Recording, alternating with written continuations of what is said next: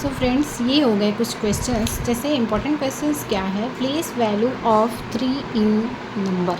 अब ये पूछ रहे हैं कि इस नंबर में, ये वंस टेंस तो हमने लिख रखा है ये आपको समझाने के लिए, लेकिन अगर ये नहीं रहेगा तो आपको कैसे समझना है, अंडरस्टूड होने के लिए हमने ये वंस टेंस लिख रखा था। पर ये डिजिट क्या है, 3, और ये पूछ क्या रहे हैं कि ये प्लेस वैल्यू इसकी क्या है। तो प्लेस वैल्यू के लिए हमेशा हम यहाँ पे वंस, टेंस, 100, 1000, 10,000 और लैख, हमने पहले ये देखना है कि ये कितनी डिजिट है। उसके बाद हमने देखना है कि 3 का पूछ रहा है, तो हमें क्या करना है, 3 मल्टीप्लाई, 3 के आगे कितना जीरो है, 3 के आगे कितने डिजिट है, 2, तो हमने यहाँ पे कितने डिजिट लग दिया, 100, 100 से मल्टीप्लाई कर दिया। ये मैंने एक जीरो, अभी मैं इसके पहले और क्वेश्चंस करा रही थी बच्चों को, तो यहाँ पे 6 था। Okay, all right. तो मैंने 3 के आगे, यहाँ 1 के आगे 1000 से मल्टीप्लाई किया था, लेकिन अभी मैंने 6 को इरेज करके इस क्वेश्चन को थोड़ा सा चेंज कर दिया है। तो अभी आप देखिए, अभी आप ध्यान से सुनिए, आपको क्वेश्चन क्या पूछ रहा है, place value of 3 in number. इस नंबर में 3 की प्लेस वैल्यू क्या है। सो आपको क्या देखना है, वंस, टेंस, 100 देखना है, और किस प्लेस पे 3 है उतना लिख करके 3 के आगे जितने डिजिट है उतना डिजिट लिखना है। और अगर रूल के साथ जाइए तो अगर 100 के प्लेस पे है तो 100 से मल्टीप्लाई करना है। अगर ये 3 8 के प्लेस पे होती और यहाँ पे 8 होता तो हमने क्या करना होता, वंस, टेंस, 100, 1000, 10,000, तो फिर हमने क्या करना होता, 3 को इससे मल्टीप्लाई करना होता, और फिर हमारा आंसर क्या आ जाता, हमारा आंसर ये आ जाता। ओके, तो जिस प्लेस पे होती है, पहले तो इसका सॉल्यूशन ये है कि जिस प्लेस पे होती ऐसे आप 1, 10, 100, 1000 लिखिए और फिर उतने से 3 का मल्टीप्लाई कर दीजिए। और उससे भी आसान तरीका है जो हम यूकेजी के बच्चों को पढ़ाते हैं। यूकेजी से जैसे स्टार्ट हो जाता है प्लेस वैल्यू, तो हम उन्हें ऐसे नहीं सिखाते कि आप मल्टीप्लाई करो, क्योंकि वो बच्चे थोड़ा सा कन्फ्यूज़ हो जाएंगे। तो फिर हम उन्हें कैसे समझाते हैं कि भाई ये 3 के आगे जितनी डिजिट है ना, बस उतना जीरो लगा देना, और उसके बाद ये प्लेस वैल्यू निकल गया। ठीक है, तो आपको एग्ज़ाम में यही चीज़ फॉलो करना है, क्योंकि आपके पास इतना टाइम नहीं होगा। बिकॉज ये इतने छोटे छोटे क्वेश्चन इसलिए दिए जाते हैं कि ताकि आप टाइम कंज्यूम करके, टाइम को कम से कम टाइम में आप क्वेश्चन को सॉल्व कर पाइए। ओके, आ जाते हैं सेकंड क्वेश्चन की तरफ। What is the place value of digit 5 in the number. तो ये प्लेस वैल्यू पूछ रहे हैं किसकी, डिजिट 5 की। कहाँ पे, इस नंबर में। इस नंबर में बेटा डिजिट 5 की प्लेस वैल्यू क्या है, हाँ जी, हाँ, टेंस।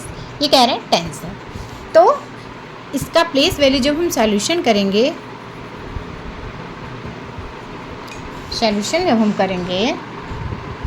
तो फिर देखेंगे कि वंस टेंस मतलब 5 के डिजिट तो टेंस पे ही है, तो टेंस पे ही है तो एक ही ज़ीरो होगा, बिकॉज इसके आगे क्या है, एक ही डिजिट है। तो हम यहाँ पे अगर रूल के साथ जाएंगे 5 मल्टीप्लाई 10 करेंगे और उसके बाद 50 कर देंगे। अगर रूल के अलावा ऐसे ही जाते हैं, मतलब रूल के बिना अगर हम जल्दीबाजी में करना, ऐसे मल्टीप्लाई करना भी हमारे लिए कोई बड़ी बात नहीं है। लेकिन अगर आपको टाइम कम है या फिर आपको और ईजी तरीके से समझना है, तो वो ईजी तरीका ये है कि 5 के आगे कितना डिजिट है, 1, सो हम 5 लिखेंगे, उतना जीरो लिख देंगे। ओके, तो फ्रेंड्स, हमें होप है कि आपको ये प्लेस वैल्यू तो आज समझ में आ गई होगी। अब हम आ गए हैं क्वेश्चन 3 पे। तो क्वेश्चन क्या पूछ रहा है, राइट द नंबर नेम। अब देखिए, मैंने आपको नंबर नेम के जब टॉपिक समझाए थे तभी मैंने आपको बताया था कि कुछ ऐसे नंबर्स दिए रहेंगे जिसमें आपसे प्लेस वैल्यू, कभी फेस वैल्यू, कभी ऐसे क्वेश्चंस तो पूछ ही सकते हैं। ठीक है, मैं आपको एक सिस्टम वाइज बताऊंगी, लेकिन एक किसी बच्चे का बहुत रिक्वायरमेंट था कि मैम एक बार इस क्वेश्चन को करा दीजिएगा पहले, तो इसलिए मैं वो पहले ये क्वेश्चंस करा दे रही हूँ। फिर मैं एक टॉपिक वाइज से भी आऊँगी बातों पे, क्वेश्चंस पे।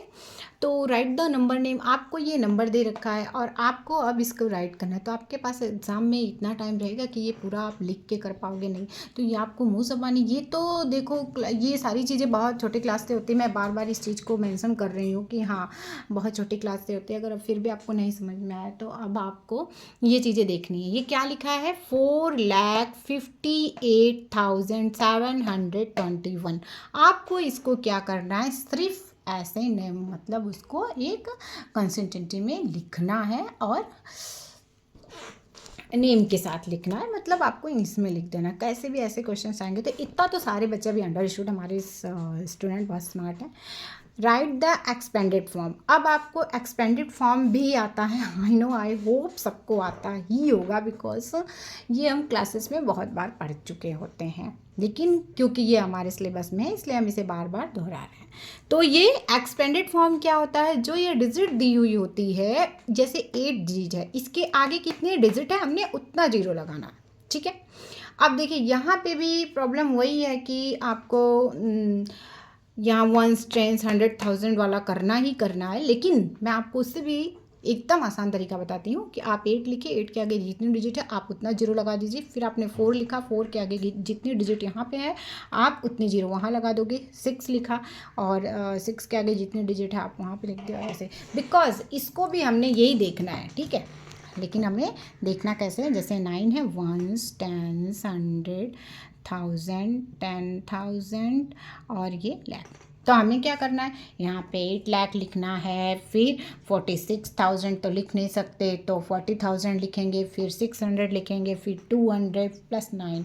अगर हमारे पास पैसा होता तो ऐसे ही कर करके जो ऐसे टुकड़े टुकड़े में उसे इकट्ठा करते तो हमारा एक ये बड़ा सा अमाउंट हो गया। हमें उसको क्या करना है, एक्सप्लेन कर देना है कि कितने टुकड़ों में हमने इसको इकट्ठा किया। Okay, thank you.